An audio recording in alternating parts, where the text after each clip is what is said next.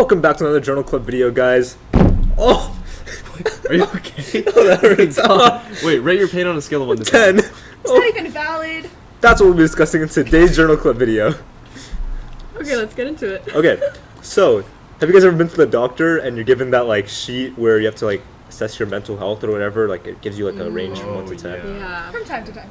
And so, I've always wondered, like, how well is that, like, number that you give them? Like, how valid is it, right? Rather than, like, writing a whole paragraph about how you're feeling, just a number from 1 to 10, is that good enough to actually, like, express how you feel? Yeah, I mean, what's stopping me from just lying, going 10, 10, 10, 10, 10 on everything, right? Exactly. How do we know that we can trust this metric?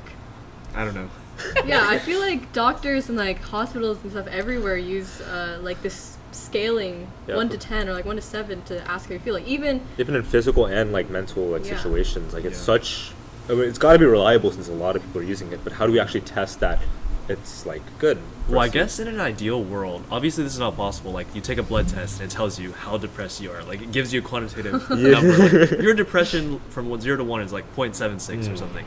But since we can't do that, a lot of people use these qualitative tests. It's also easier to, like, understand for the doctor from a scale true. from 1 to 10 versus like a very specific, like, number, like a, you know, with all these decimal Yeah. points. Just 1 to 10 gives a good relative scale of like what degree something is. Yeah, but like that could be biased and stuff. Like, do Yeah. people actually know how good they're feeling? Like, how That's accurate? true. Well, if anyone does, it's them. Exactly. Well, yeah.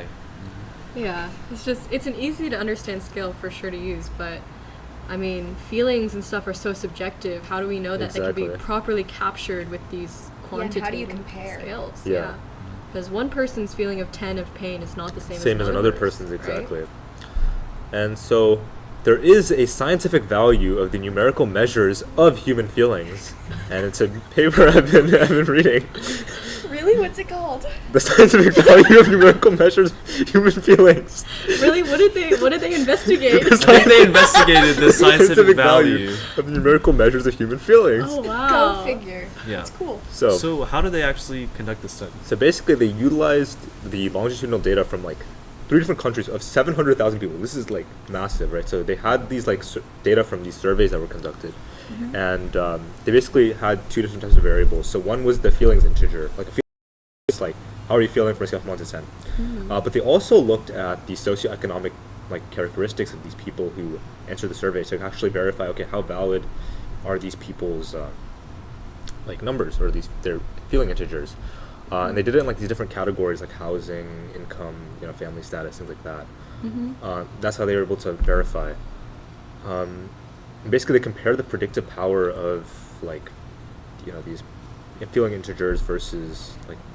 You also had these things called the "get me out of here" actions, which are just like shifts that a person goes through in their life. Because this is a longitudinal study, obviously over the span of time, people like shift jobs, you know, shift houses. They might move different places or even like get divorced or remarried, so that also plays a big fact in how they're feeling, which is why they obviously won't have the same number throughout all these different times.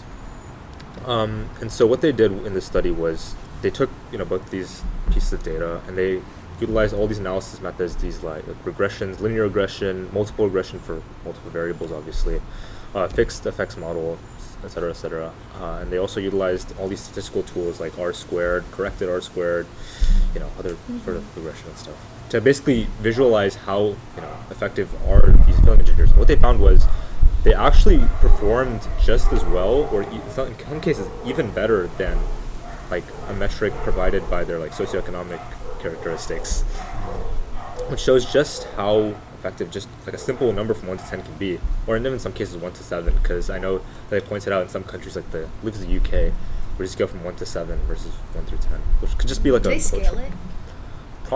They probably scale it in some way.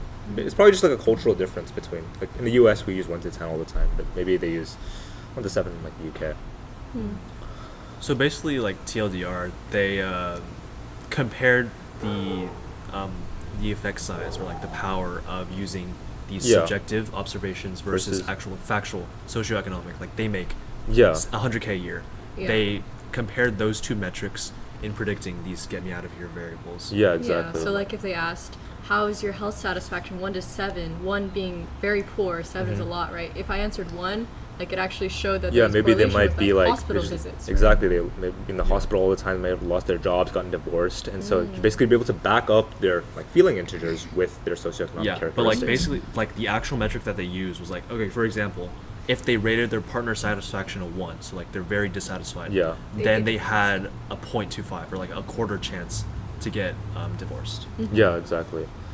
And they just matched it. And another thing with this study was that a lot of these, like, they basically sent out all these surveys, right? And the non-response rate was really low, like less than 2%, which just shows like how easy it is for people to answer these like questions, like, oh, how were you feeling from a scale from 1 to 10 compared to like this, big Oh, paragraph. true. Like missing data is a big problem Yeah. in longitudinal studies. It's like people don't want to like Exactly, let's say yeah. like, Like, keep up with Keep this up stuff. and doing this, Yeah. but clinical like trial, other like you don't types want of to go back every month to get a blood test. exactly. But with this like a is simple more like 1 to 10 test. I have a like- 6 today. There you go. Yeah, exactly. It just takes like a Yeah. minute just to do, and it's just easy for these researchers to keep up, which also makes the data a lot more like accurate because they're able to track people, the same people over like a long period, long span. So basically, now researchers know that they can actually use these qualitative measures actually as like a separate or a supplement to their facts. Yeah, and it's exactly. actually valid. Exactly. Especially in like psychological professions where like or therapists where like they ask the patient like how are you feeling or how depressed are you from scale of 1 to 10. It's very important for them to understand like okay, yeah, these questions that I'm asking the patient is valid and the answer that they give actually gives me a good insight into how they're feeling. And building off of that, if you are a therapist and you ask your patient, like, how do you feel on a scale of 1 to 10, 1 being the lowest, 10 Yeah. being the best, and they say 1 or 2, then you could, like, intervene, Yeah. and it would actually be effective, rather than, like, they just got a bad grade on a test and now they're saying 1, but it's actually, like, Yeah. valid, right? Yeah. So they could use it as a preventative measure. Or even like to prevent like I don't know how common like lying is on these sort of tests, but I guess in some scenarios lying. I mean, why would they lie? Yeah, but I guess maybe people who are worried about stigmatism, things like that, being judged, they might lie about like, oh yeah, my life is fine, but they just lost their job, they got divorced, and everything's going wrong. It's a 10 out of 10. Don't worry about me. Oh, like going up like men's mental health. Yeah, like, there's like exactly. a big stigma against It's like men seeking having. help. Yeah, exactly. Being sad. But I'm sure Yeah. like the scale shifts upwards to a degree. Like it'd be interesting to see like if you ask like a guy, oh, how satisfied are you, like 1 to 10, and they have the stigmatization. They don't want to say something low because like society doesn't say it, so they say like a 5 or 6 instead. Does that like equate to maybe like if a woman who doesn't Like in the same yeah, conditions, same so you conditions, say? but the Yeah, like- number might be lower. but like the scales just That'd be shifted. Because of the emotional, like, vulnerability. Yeah, exactly. That's a big problem. That'd be interesting. Did they differentiate between genders?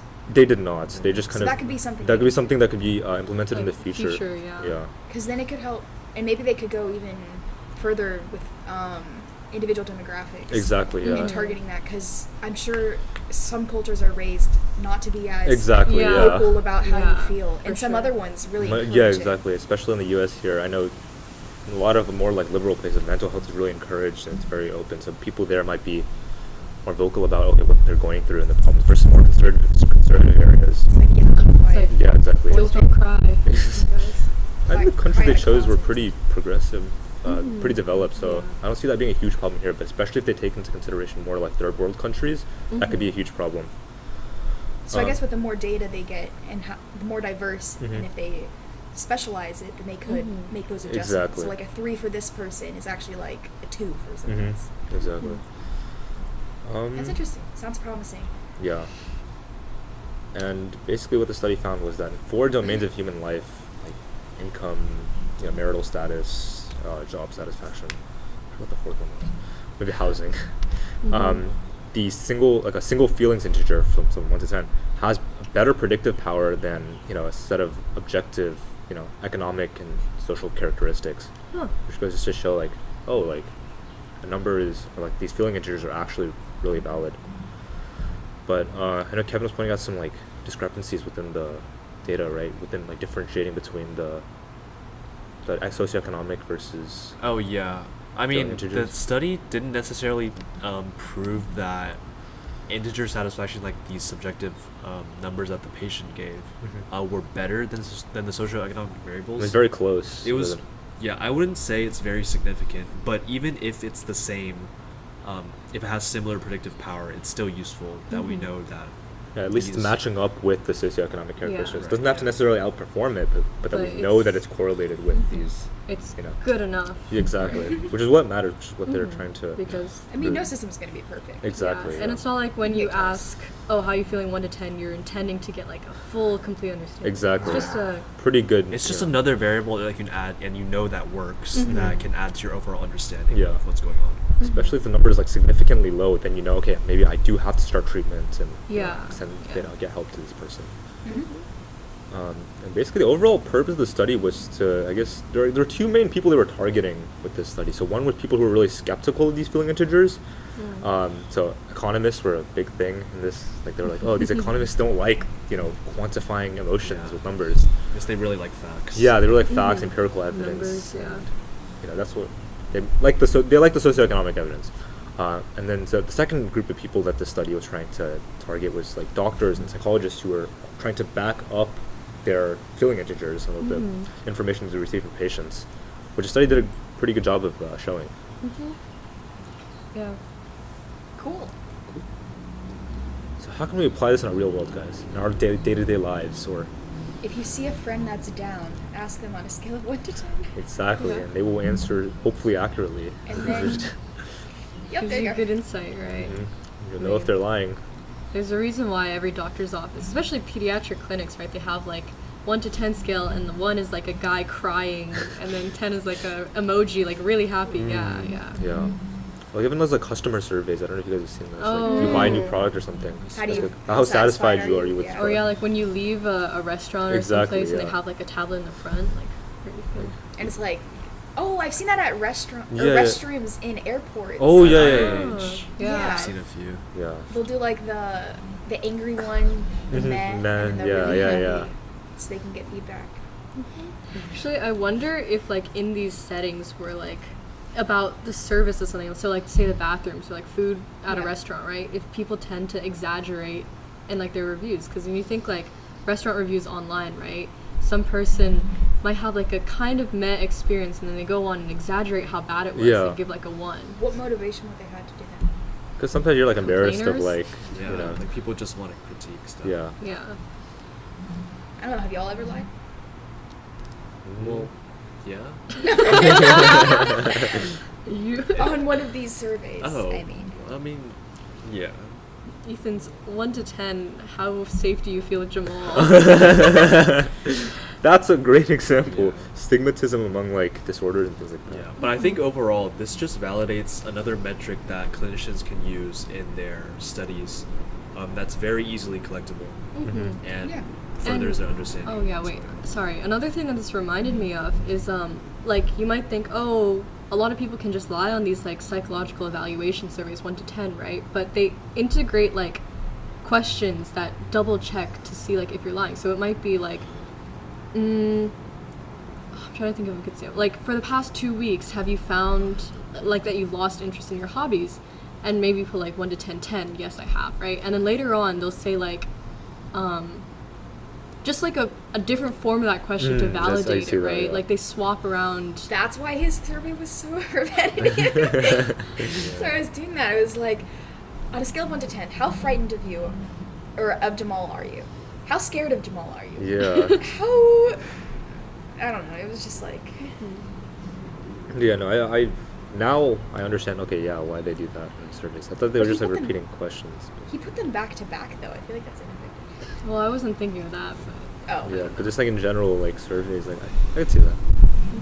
so not only is there correlation, But there's measures to make sure. Okay, maybe if you lie on one, you're not gonna lie on one. yeah, additional validation.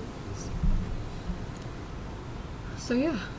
Well, I hope you enjoyed this video, guys. If you Learn like something it, new. Yeah, if you're still watching, make sure to comment down below lying on our video.